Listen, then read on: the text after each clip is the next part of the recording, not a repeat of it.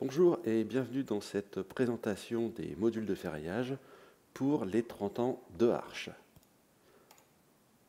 Et oui, cette année, Arch a 30 ans, petite rétrospective des différentes versions qui ont été diffusées depuis ces 30 années, avec les différents logos et évolutions de Gretec dans les différentes étapes de la vie du produit. Alors pour ceux qui sont là depuis longtemps, peut-être se souviendront-ils qu'à l'époque, ils recevaient des disquettes et la documentation sous forme d'un coffret qui contenait l'ensemble des disquettes ainsi qu'un des classeurs pour apprendre à utiliser le logiciel, donc soit Arch, soit Eiffel, soit Melody. Alors, pour les 30 ans de Arch, on va faire une petite revue sur les modules de ferraillage et les nouveautés donc, des modules de ferraillage. Alors, comme vous le savez, depuis quelques années, depuis 2018, les anciens modules Arch-poutre, Arch-poteau, Arch-semelle, Arch-voile sont petit à petit transformés et les nouvelles fonctions sont intégrées donc aux nouveaux modules qui font partie de la gamme d'Advanced Design et qu'on appelle donc les ADM, Advanced Design Modules, qui sont au nombre de 5. Beam pour les poutres, column pour les poteaux, footing pour les semelles, wall pour les voiles standards et les voiles de contreventement également, et masonry wall pour les murs en maçonnerie. Donc ce que je vous propose dans cette présentation, c'est dans un premier temps de voir l'ensemble des généralités, donc un petit peu voir la nouvelle interface, comment on gère les plans, de vous montrer un petit peu ce qui a beaucoup changé, la méthodologie de travail dans ces nouveaux modules par rapport aux anciens modules.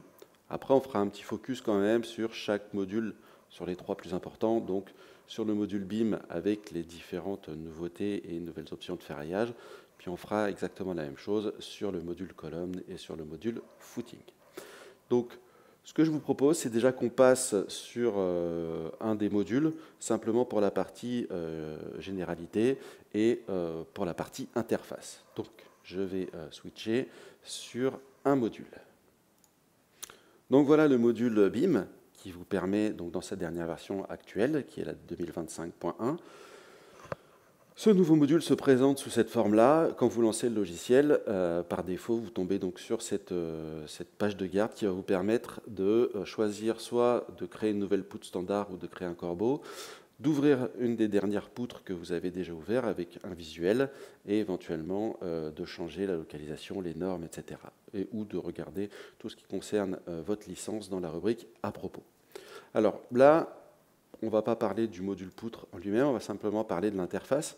Alors comme vous pouvez le constater, on n'est plus du tout dans l'environnement qu'on avait dans les précédents modules comme Arch-poutre. On va fonctionner plutôt de manière standard de Windows actuelle, c'est-à-dire avec des rubans.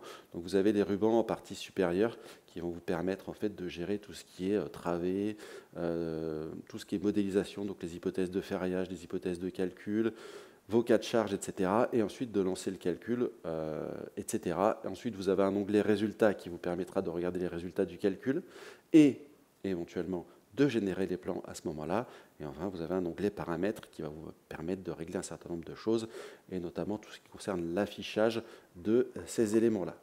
Alors, comme on a changé d'interface, bien sûr, l'ensemble des boîtes de dialogue est, on va dire, un peu plus facile à utiliser, notamment parce qu'on va retrouver ici, la plupart du temps, une arborescence. À chaque fois, vous allez retrouver un certain nombre de choses. À chaque fois, vous allez retrouver différentes bulles d'aide sur quasiment l'ensemble des éléments de saisie.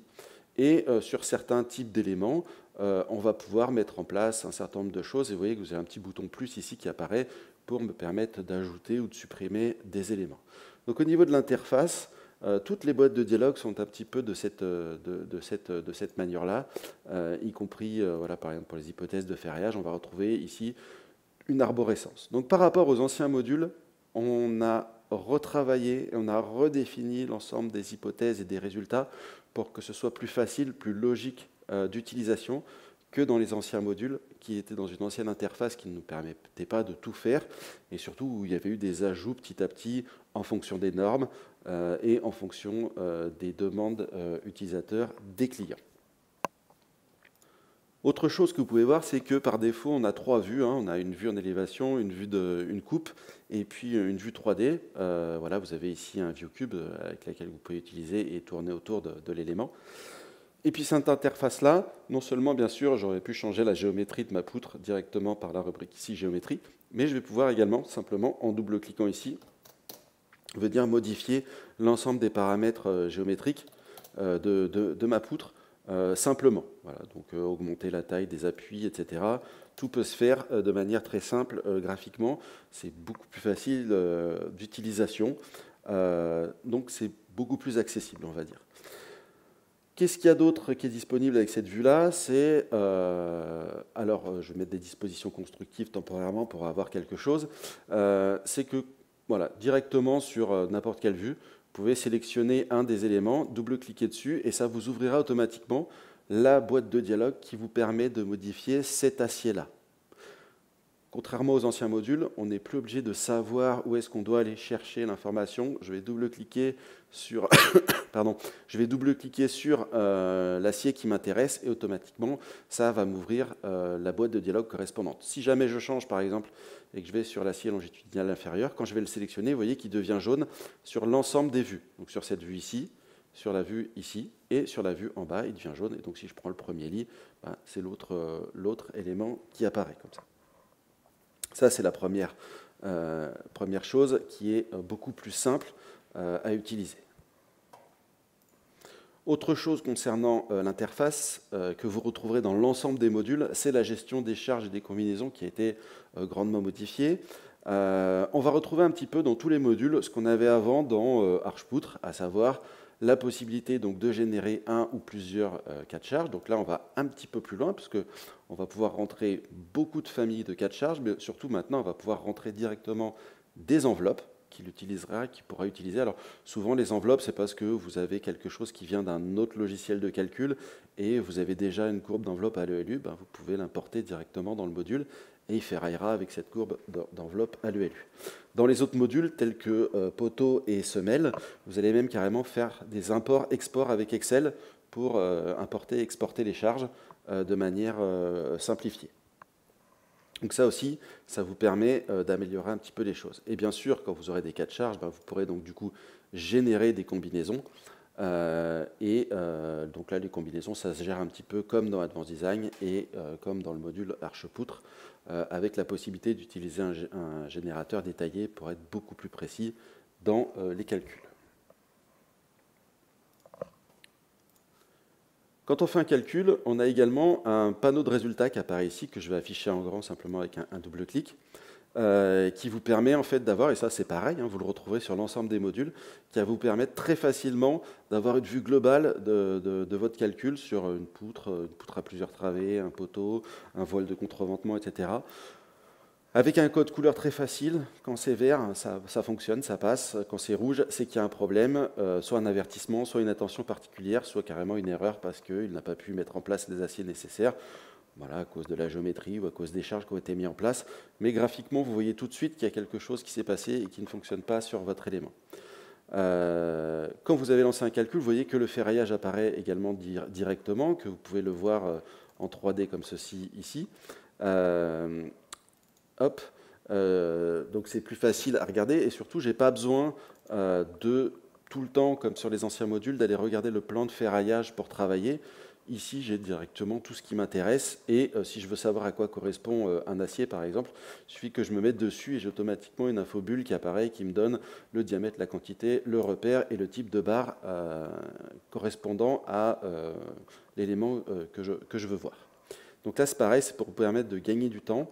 C'est-à-dire que dans cette version des modules, on ne sort le plan qu'à la fin, c'est-à-dire quand on est sûr du calcul qu'on a fait, quand on est sûr des hypothèses qu'on a mis en place et que ce qu'on a devant les yeux correspond à ce qu'on veut sortir en plan. Donc on ne sort pas un plan à chaque fois. Alors pourquoi? Parce que la manière d'utiliser le module a changé. C'est-à-dire qu'à chaque fois que vous allez lancer le calcul en 3D et sur les 3 vues que vous avez là, vous allez avoir l'ensemble des informations intéressantes. Vous n'êtes pas obligé de sortir le plan pour voir ces éléments-là, ce qui était le cas dans les anciens modules. Autre petite amélioration qu'on va avoir dans ce module-là, c'est la calculatrice achat qui a été revue. Donc bien sûr, vous pouvez toujours continuer à utiliser la calculatrice comme elle fonctionnait précédemment. Mais je peux aussi l'utiliser d'une manière différente, c'est-à-dire si j'ai une poutre, voilà, j'ai 35 cm² à mettre, et je veux les mettre avec du 16 et du 12. Mais je veux que mes 12, ce soit que 25% des 35 cm². Pardon, je me suis trompé. Alors, 35, hop. On avait dit en 16, en 12, hop, et 25%. Et voilà, on a automatiquement, pour avoir 25%, 15 phi 16 et 5 phi 12 pour avoir le pourcentage que j'ai rentré. Vous avez une boule d'aide ici qui va vous expliquer comment ça fonctionne et comment vous pouvez vous servir de la calculatrice achat, donc qui a été remise à niveau et remise au goût du jour. Dernière chose qui est commun à tous les modules, c'est que vous avez la possibilité de venir mettre en place ce qu'on appelle des gabarits, donc anciennement en fait les styles de ferraillage. Donc même si j'ai commencé à faire une poutre, même si j'ai déjà travaillé et que je m'aperçois en fait que je veux utiliser un autre style de ferraillage, donc un autre gabarit, avant dans les anciens modules ce n'était pas possible, c'est-à-dire que le style de ferraillage était appliqué au moment où vous ouvriez le logiciel. Là je peux simplement aller chercher un autre gabarit en cliquant ici dans le menu appliquer le gabarit, et il va aller chercher automatiquement la liste des gabarits qu'il y a dans le répertoire, et je vais pouvoir me changer et appliquer plusieurs gabarits et plusieurs, donc du coup, entre guillemets, styles de ferraillage, comme on les appelait précédemment. Donc ça, c'était sur la partie interface qui est commune à l'ensemble des modules. Alors, avant de parler des plans et des notes, on va du coup se concentrer un petit peu sur le module ADM BIM, et je vais vous montrer un petit peu ce qui a été modifié, changé par rapport aux anciens modules. Alors vous en avez déjà vu un petit morceau parce que j'ai pris ce module-là en exemple pour vous montrer, mais il y a un certain nombre de choses qui ont changé. Alors déjà tout ce qui est gestion des travées, ça va être par cette ici barre dans le ruban, qui va vous permettre, par ce groupe de fonctions, on appelle ça, qui va vous permettre de éventuellement modifier les travées, donc de copier à gauche ou simplement ajouter à droite, mais vide, ou de cloner à droite. Cloner, si vous avez des charges, ça va copier également les charges. Donc on peut simplement copier, c'est-à-dire uniquement la géométrie de l'élément sans les charges, ajouter, c'est ajouter une travée vide, standard, et cloner, c'est copier avec les charges. Voilà. C'est un petit peu la différence, donc ça vous permet de faire plus de choses. On a aussi d'autres choses qui sont disponibles. Alors, je vous ai déjà montré tout à l'heure, vous avez une fonction qu'on n'avait pas dans les modules d'avant qui vous permettent en fait de simplement mettre en place les dispositions constructives. Donc là, il ne fait pas de calcul. Hein. En fonction de la géométrie, il applique les dispositions constructives de l'Eurocode, simplement pour que vous ayez déjà un ferraillage sur votre élément. Et si vous voulez vérifier et voir si le calcul fonctionne, il suffit de cliquer sur vérifier. Bon, là, pour le coup, ça ne fonctionne pas. Le ferraillage, les dispositions constructives ne sont pas suffisantes pour cet élément-là. Qu'est-ce qui a changé également? C'est toute la gestion ici donc des consoles, hein, puisque maintenant ça va être voilà, simplement des petits boutons ici qui vont vous permettre d'ajouter ou non des consoles à gauche et à droite. Voilà, c'est également avec cet élément-là que vous allez pouvoir encastrer à gauche ou à droite. Donc quand vous encastrez, vous avez ici l'élément qui apparaît comme ceci. Voilà, vous pouvez mettre 2 consoles de chaque côté ou revenir sur du standard de ce côté-là. Vous avez ici la petite roue crantée qui va vous permettre de définir les conditions aux appuis. Par défaut, en France, on utilise cette méthode-là, bêta fois moment max, qui est 0,15 M0, mais il y en a d'autres qui existent dans les Eurocodes, et donc on a intégré ces différentes méthodes ici. Donc ça, c'est quelque chose également que vous n'avez pas dans les anciens modules. On va bien sûr retrouver également toute une gestion des ouvertures graphiques. Donc là, je vais avoir la main. Si je veux faire par exemple une ouverture rectangulaire, vous voyez que je peux rentrer soit des valeurs au clavier. Par exemple, si je veux la mettre à 75 cm, bah, je peux valider 75 et il a pris la valeur de Y, mais je peux la changer après si elle ne m'intéresse pas. Et ensuite, je peux rentrer également les différentes valeurs au clavier. Par exemple, je peux mettre 25 et avec tabulation, je peux changer, et puis je peux mettre 15. Voilà, ce qui fait que j'ai saisi ici mon ouverture, puis je peux du coup en mettre une autre, ou alors je peux faire pur graphique, c'est-à-dire simplement cliquer et donner un rayon ici, simplement avec la souris. Voilà. Bon, là, ça sert simplement à créer, hein, je ne peux pas les supprimer. Si je veux les supprimer, il faudrait que j'aille dans l'onglet ici, trémie, ici, et que je supprime donc la trémie qui ne m'intéresse pas. Alors bien sûr, vous aurez toujours la main pour modifier ces éléments-là après coup. Par exemple, si je la voulais plus basse, à 15 cm, bah, je peux la modifier ici ensuite. Donc voilà, il y a pas mal de petites choses comme ça qui sont devenues graphiques. Je ne vais pas toutes vous les montrer, là c'est juste pour vous montrer un petit peu comment ça fonctionne. Voilà, il y a quelques fonctions également géométriques qui existent dans ce module-là qui n'existent pas dans l'autre. C'est-à-dire que vous avez également la possibilité de mettre en place des poutres secondaires et de venir donc de mettre en place des éléments. Par exemple, là, 1,55 m. Et puis rentrer une largeur, on va mettre par exemple une poutre de 15 par 60, ou 40 par exemple, et puis on va la mettre à 5 cm, voilà, et elle va apparaître automatiquement sur le plan. Donc là, on la voit ici, et on la verra également sur le plan, elle sera en pointillé, ça vous permet en fait de la voir directement sur le plan ensuite. Qu'est-ce qu'on a d'autre qui est disponible? Alors après, on va avoir plein d'options au niveau du calcul qui n'existent pas dans l'ancien module. On va avoir, par exemple, sur la partie béton, la possibilité de mettre en place des bétons bas carbone, ce qui n'est pas possible sur arche, poutre. On va avoir pas mal d'options pardon, sur la redistribution des moments, qui n'existe pas non plus dans l'ancien module. Au niveau des flèches, on va avoir aussi des options supplémentaires qui sont uniquement disponibles dans ADM BIM. Et on va avoir également pas mal d'options de ferraillage qui sont disponibles uniquement dans ce module-là. À savoir par exemple tout ce qui est nombre de barres. Ici, dans l'ancien module, quand vous considérez le nombre de barres, par exemple quand vous avez une poutre qui fait 35 de largeur, bah, il vous met forcément 4 barres en travée et 4 barres en appui. Alors vous pouvez bien sûr modifier ça. Et maintenant, vous pouvez lui dire, bah, en fait, les 4 barres, c'est la limite maximale. Si tu n'en as besoin que de 3, mets-en que 3. Ce qui vous permet en fait de choisir une méthode. Est-ce que je veux le nombre minimal de barres ou est-ce que je veux la plus petite section d'acier nécessaire avec autant de barres que j'ai de disponibles. Donc là, après, c'est à vous de choisir, c'est à vous d'essayer, de voir si pour telle ou telle poutre, une des deux options est plus intéressante au niveau financier.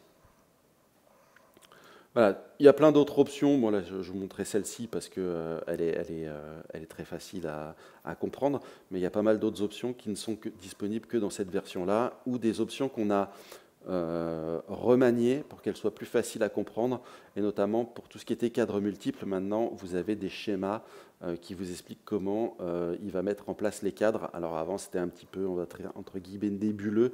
Il fallait essayer pour comprendre comment ça marche. Là, voilà, vous avez des schémas, vous comprenez tout de suite comment ça fonctionne.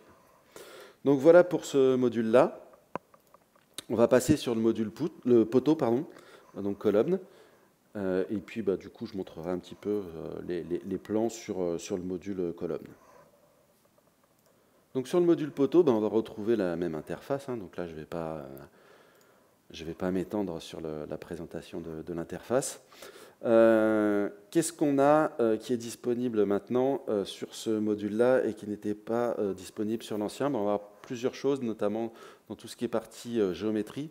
On va avoir la possibilité donc de mettre des poutres au niveau supérieur, et non seulement vous pourrez en avoir à gauche et à droite, comme précédemment, mais vous pourrez en avoir devant et derrière, ce qui vous permettra sur les plans de ferraillage, suivant les coupes que vous faites, de montrer l'ensemble des poutres qui sont connectées au poteau. Qu'est-ce qu'on va avoir également au niveau des changements? On va avoir le calcul des longueurs de flambement qui peut être un petit peu différent. Donc ça, vous retrouvez ce qu'on avait dans l'ancien module. On va également avoir la possibilité de passer en mode automatique. Donc là, c'est pareil, hein, on va retrouver quelque chose qu'on avait déjà. Alors la boîte de dialogue a été réécrite, mais c'est déjà quelque chose qu'on avait dans le module poteau. Par contre, on a deux autres méthodes. Voilà, vous pouvez ici rentrer des raiders. Donc ça, c'est pareil, c'est la plupart du temps, quand vous avez fait un calcul dans un logiciel aux éléments finis et que vous avez calculé la raideur du nœud supérieur et du nœud inférieur, donc haut et bas, vous pouvez rentrer directement les raideurs rotationnels et les raideurs en déplacement. Et enfin, vous pouvez maintenant imposer tout simplement la longueur de flambement à une valeur, si vous l'avez déjà calculée par ailleurs. Hop, on va rester en standard. Donc c'est ce que vous retrouvez ici. Pardon. Voilà, cliquez sur les boutons là vous ramène dans cette boîte de dialogue. Qu'est-ce qu'on a d'autre également? Alors au niveau des hypothèses de calcul, on va retrouver un petit peu ce qu'on a toujours dans les autres modules. Donc là, pas de changement par rapport à l'ancien module. Par contre, c'est sur le niveau des hypothèses de ferraillage qu'on va avoir beaucoup de modifications. Déjà parce que vous allez pouvoir choisir la méthode qu'il va utiliser pour le ferraillage. C'est-à-dire que la méthode qui était utilisée dans l'ancien module, c'est solution de ferraillage avec un nombre minimum de barres. Là, maintenant, vous pouvez choisir d'avoir plus de barres, mais des diamètres plus petits, ou même carrément, cette fois-ci, imposer vous-même le nombre de barres que vous voulez sur chaque face. Donc là, ça vous permet d'être beaucoup plus libre dans ce que vous voulez faire. Et sur des poteaux un petit peu complexes, ça vous permet de tester d'autres choses sans être obligé d'aller dans les options de ferraillage une fois que le modèle est calculé. C'est-à-dire que là, je peux lui imposer le nombre de barres avant calcul. Donc ça, c'est quelque chose qu'on ne pouvait pas faire. Au niveau des attentes, on va également pouvoir avoir, par exemple sur la partie supérieure, mais vous retrouvez les mêmes options dans les attentes inférieures, vous allez pouvoir mettre en place des attentes uniquement pour les barres principales, donc la plupart du temps quand c'est des poteaux un petit peu larges, ou principales et secondaires. Donc là, l'avantage, c'est que ça vous permet d'avoir un recouvrement que sur les barres principales.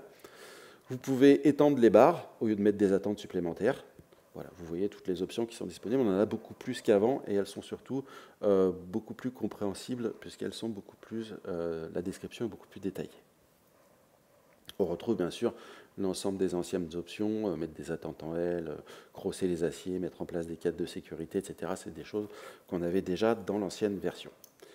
Pareil là, on peut mettre en place des cadres ici, et à chaque fois, ça c'est une autre différence par rapport aux anciens modules, c'est que quand vous activez une option, généralement vous avez le schéma qui change pour vous montrer ce que vous êtes en train de faire et ce que vous allez modifier. Et enfin, sur ce module, donc là ce qu'on va faire, c'est qu'on va quand même mettre quelques charges. Alors, pour vous montrer, hein, vous avez également la possibilité de changer avec un clic droit, par exemple si vous préférez travailler en tonnes, changer directement sans aller dans les options d'unité, de rentrer les valeurs.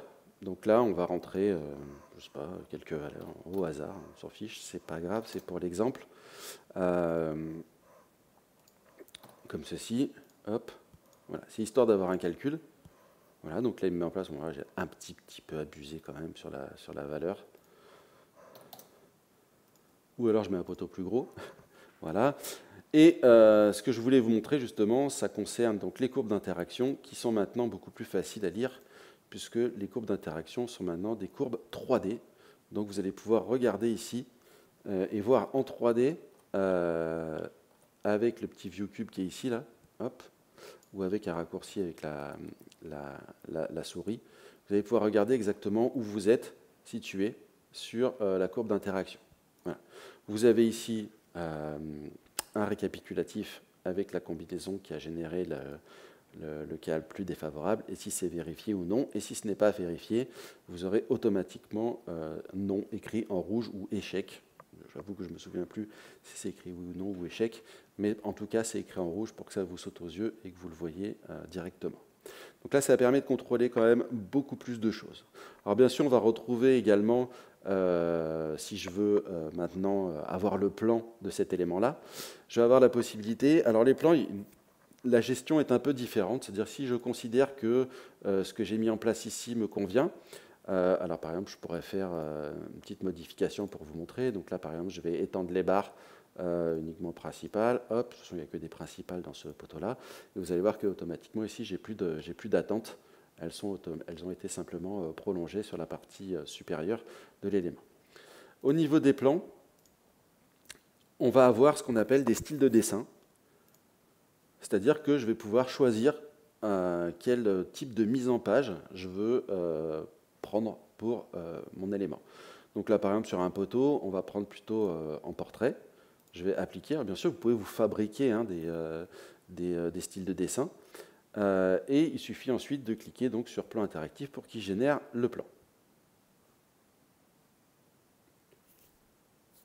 Donc là, il va générer la nomenclature, il va générer la présentation, et il va vous générer donc du coup le plan sur 1 à 3. Alors vous pouvez changer, hein, si vous voulez par la suite changer le cartouche. Par défaut, il a mis un cartouche A3 qui correspond à ce que vous avez mis. Là, par défaut, il vous sort un gabarit de dessin en noir et blanc, mais vous pouvez demander le même en couleur, si vous préférez, si derrière vous allez faire un PDF. Et voilà, là, plusieurs choses, c'est que vous voyez qu'ici, il vous a fait une présentation. Hein, c'est découpé ici sous forme d'arborescence. Vous avez différentes vues que vous pouvez, par exemple, supprimer si elles ne vous intéressent pas. Ou créer de nouvelles vues sur une élévation, par exemple. Je pourrais très bien ajouter une nouvelle coupe à un autre endroit pour qu'il me mette en place une nouvelle coupe. Donc là, c'est très facile, il suffit de faire « Ajouter coupe » et lui dire où est-ce que vous voulez la faire, à quelle hauteur vous voulez la faire, en relatif ou en absolu. Et moi, si je la veux à 25 cm, bah, il me fera la coupe. J'ai dû me tromper.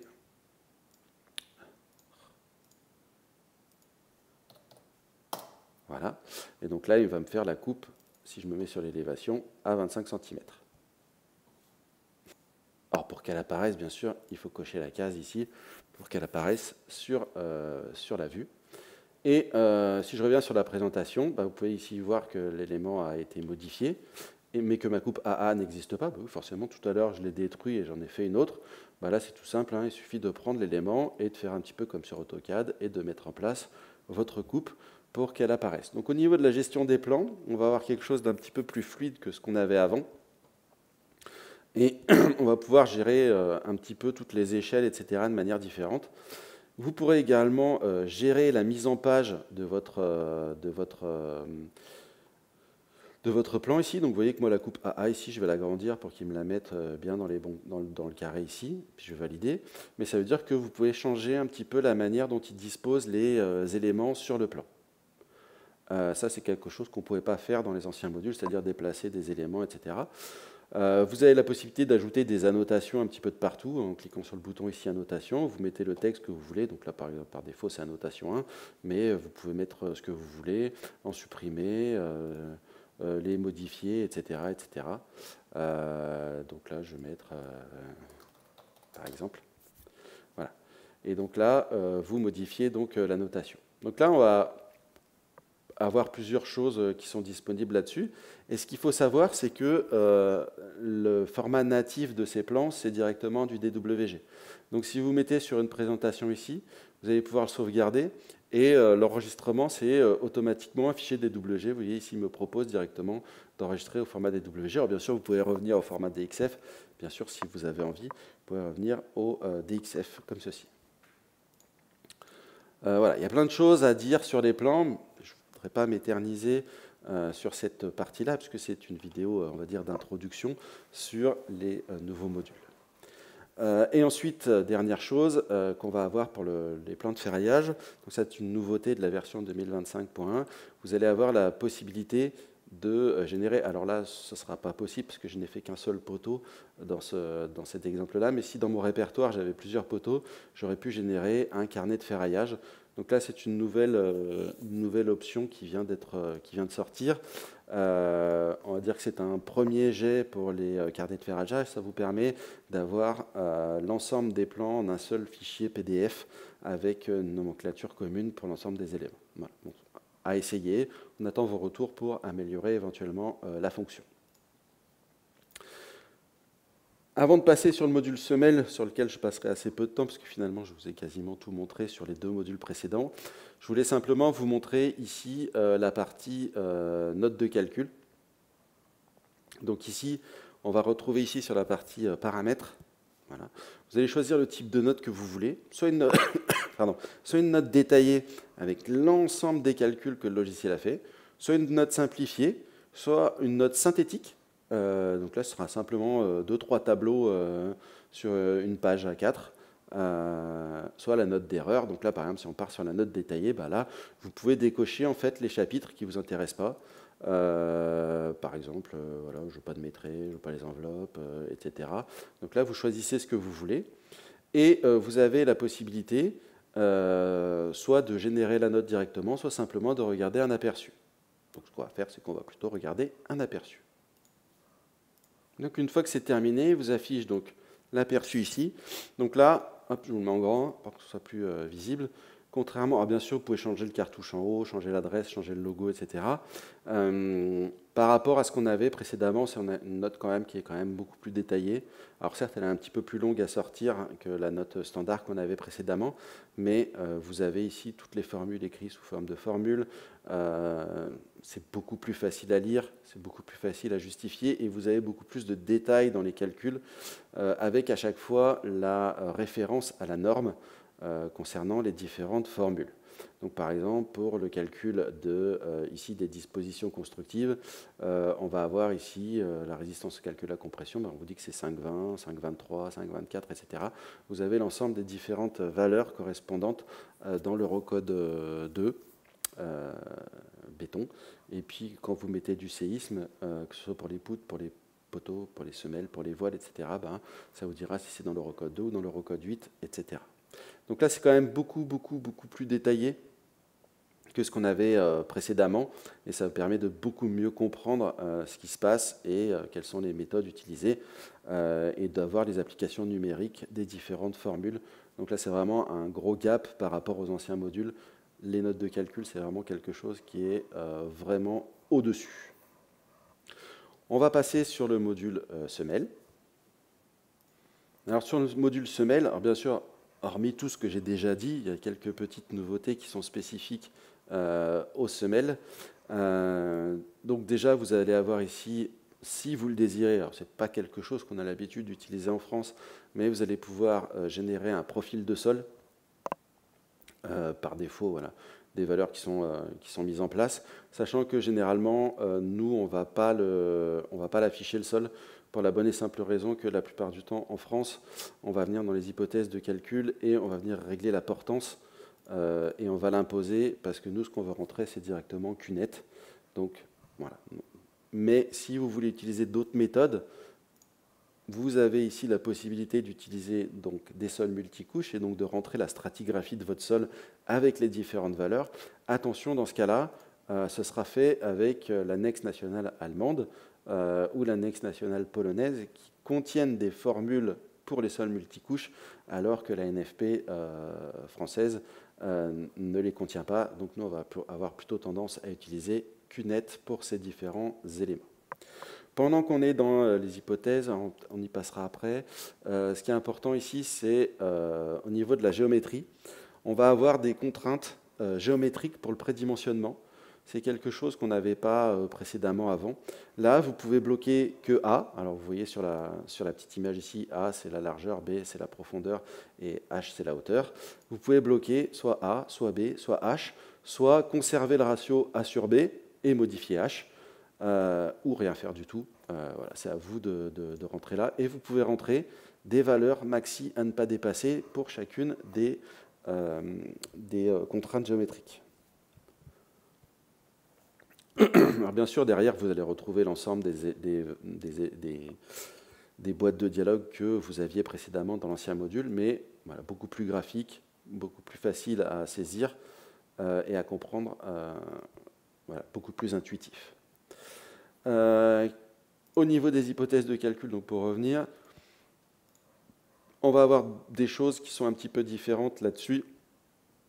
Vous avez la main sur le pad prédimensionnement qui est de 5 cm dans chaque direction, mais vous pouvez le modifier, et sur le nombre d'itérations qu'il doit faire pour trouver la taille de votre semelle. Au niveau de la vérification de la portance, donc ça je vous ai déjà montré un petit peu, mais là il y a eu pas mal aussi de modifications qui ont été apportées, notamment ici sur la répartition de la pression de contact et sur les vérifications qui vont avec. Et vous allez avoir ici la partie donc, géotechnique et la partie fissuration donc, qui n'existe pas. Donc, dans l'ancien module, vous allez pouvoir vérifier l'ouverture des fissures de vos semelles. Alors normalement, les semelles ont quand même un enrobage qui est assez important, donc ce n'est pas quelque chose qui est dimensionnement, mais c'est une vérification qui n'était pas faite précédemment.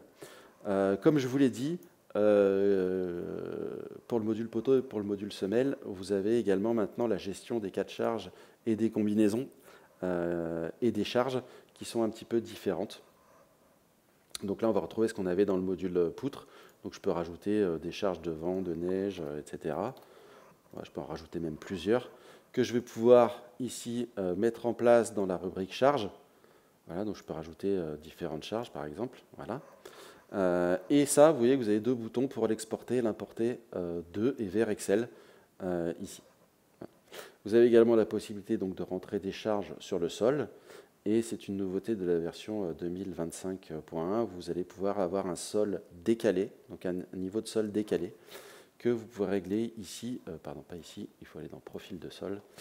Et ici, vous allez choisir si vous voulez décaler la moitié, un quart, et vous spécifiez qu'est-ce que vous voulez prendre en compte au niveau du décalage. Voilà. Et vous rentrez une valeur ici de décalage. Hop.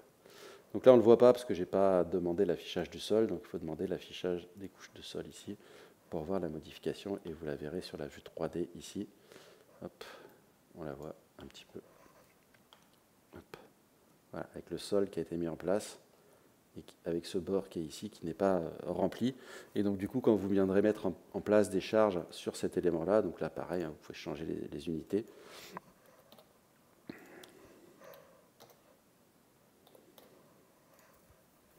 Voilà, vous voyez que les charges sont appliquées uniquement sur le morceau de sol et pas sur le morceau qui manque ici. Donc voilà un petit peu l'ensemble pour montrer un petit peu les nouveautés de ces modules par rapport aux anciens modules.